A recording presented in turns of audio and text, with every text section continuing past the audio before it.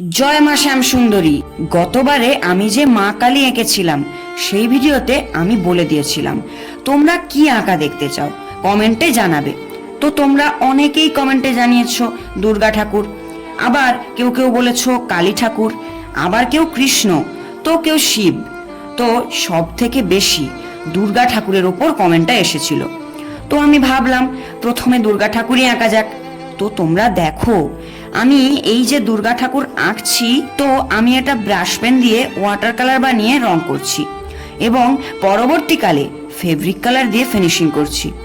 আর আমার ভিডিওতে যারা যারা তোমাদের নাম নিতে বলেছিলে তারা হচ্ছে জান্নাতুল ফেরদাউস, ইশিকা, বনানী মণ্ডল, রাজু দাস, ঋষিকা চক্রবর্তী, রাকা, রাখি, রূপকথা। তোমাদের সকলকে অসংখ্য ধন্যবাদ আমার ভিডিওতে কমেন্ট করার জন্য।